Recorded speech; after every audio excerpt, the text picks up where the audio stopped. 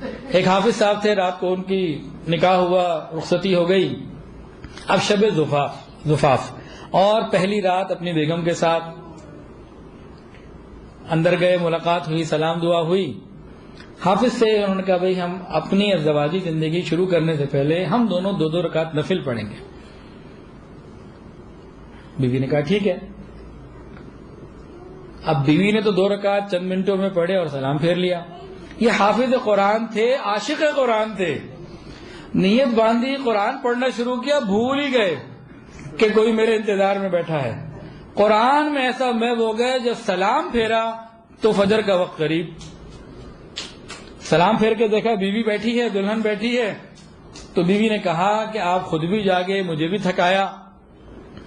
کہنے لگے بھائی قرآن پڑھنے میں میں اتنا محو ہو گیا، مجھے یاد ہی نہیں رہا۔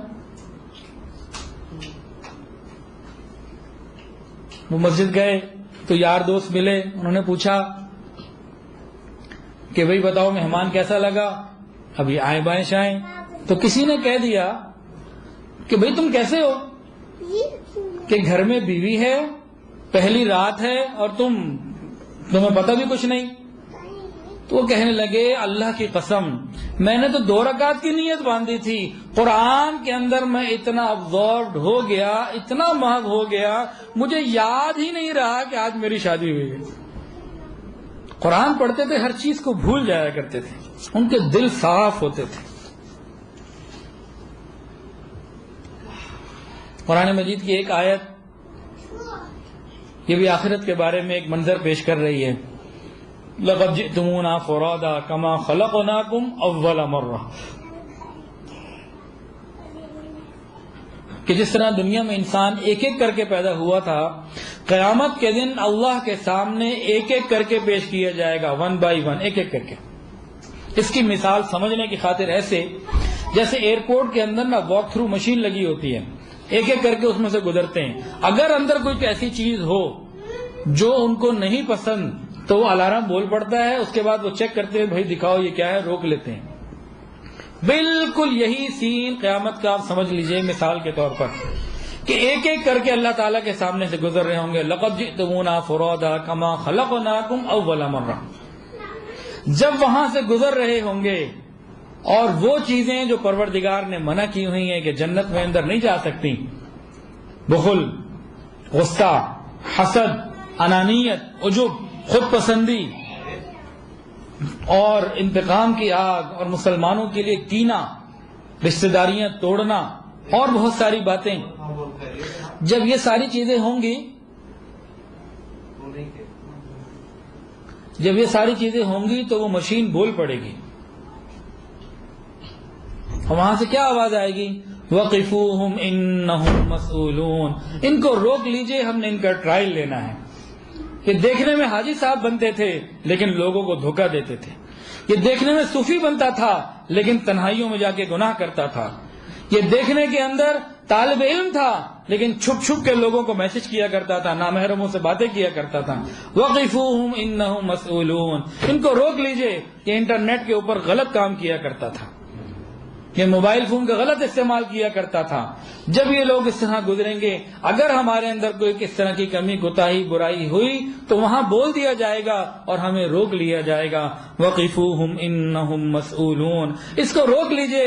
دنیا میں یہ نیک بنتا تھا، لوگوں کے سامنے میرا دوست اللہ کا دوست بنتا تھا اور تنہائی میں شیطان کی باتوں کو مانا کرتا تھا، یہ پیکج لے لے کے نامحرموں سے بات کیا کرتا تھا۔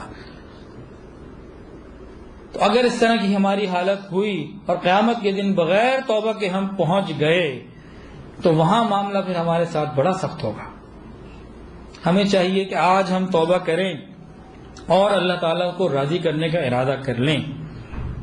یہ چھپ چھپ کے گناہ کرنا، نامحرموں کے پاس گھنٹوں بیٹھے رہنا، ان سے ملنا، یہاں تو ٹھیک ہے، وقت گزر جائے گا، قیامت کے دن جنت میں داخلے سے روک دیا جائے گا۔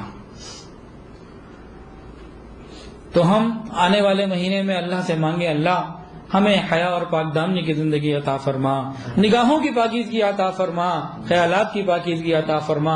آج ہماری حالت یہ ہے، مسجد سے نکلتے ہیں قرآن پڑھ کر اور عورتوں کو دیکھ رہے ہوتے ہیں، ادھر دیکھ رہے ہیں ادھر دیکھ رہے ہیں، نہ ادھر نظر محفوظ نہ ادھر نظر محفوظ۔ ایسے دل کو ہم نے ٹریش کین بنایا ہوا ہے، ساری غلاظتیں اپنے دل میں ڈال رہے ہیں، پھر قرآن سن کر رونا کیسے آ سکتا ہے؟